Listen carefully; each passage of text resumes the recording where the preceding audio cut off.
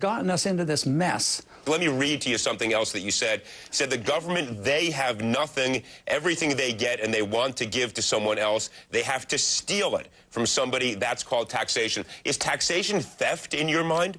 Yes, it is. It has to steal from a productive individual and give it to somebody else. So it is theft. I just want to understand this. I mean, as we've had lots of conversations in the past. I always enjoy them.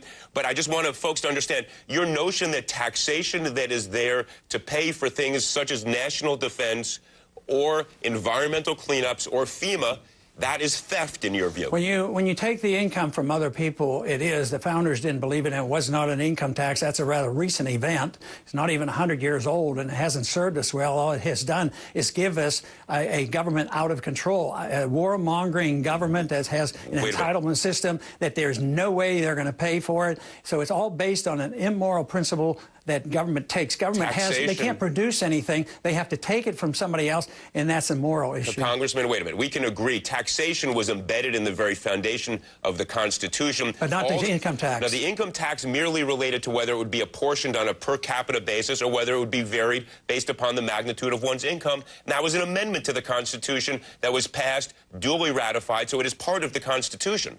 So why is that now theft?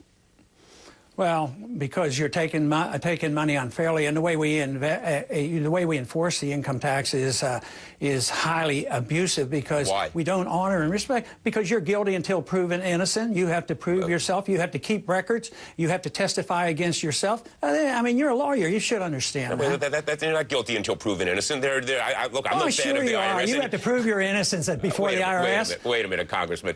I'm no fan of the IRS any more than anybody else, but I pay my taxes, and I pay them with pride because it pays for our education, our national defense, the things that we do around the world. That's what being a citizen, being part of a community is about, isn't it? Well, good. You're a good volunteer. Congressman, look, as I said at the top, congratulations. Even though my income taxes, which you view as theft, are used to pay your salary, I'm proud to pay them, I got to tell you. Oh, boy.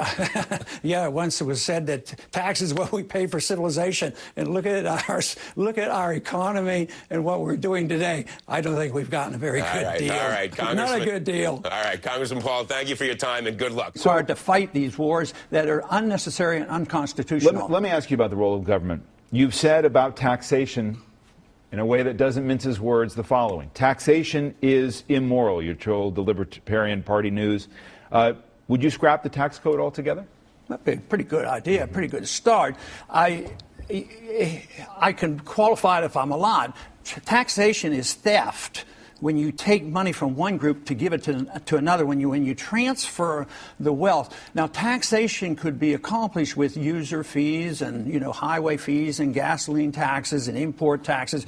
But the income tax is based on the assumption that the government owns all your income, and provides the conditions on which they allow you to keep a certain percentage. That, to me, is immoral, and the founders didn't like it. That's why the Constitution had to be amended in 1913. Social Security, you talk in your plan about allowing young people to opt out. Is your ultimate goal that Social Security should go away? I think there's a much better chance that it would be solvent. It's totally insolvent now. But my plan explicitly protects the elderly and the sick in the transition to be taken care of. The young get out, but the only way we can guarantee that the elderly will be taken care of is cut spending. That's why I offer $1 trillion. So the elderly now are reassured. Well, he's serious. He's not going to waste all this money overseas and all this foreign aid. So you cut benefits? No. Eventually, would you have to do that? Not if young people are opting out and not paying in? I would balance the budget. There would be no inflation, no reason for increase in cost of living increase. And in time, I think you could raise this age. Mine was 25 and under, but it should. The only complaint I've gotten so far is somebody came up to me and says, I'm 26. Why don't you let me get out? And I think that's what the move will be, because people want to assume responsibility for themselves.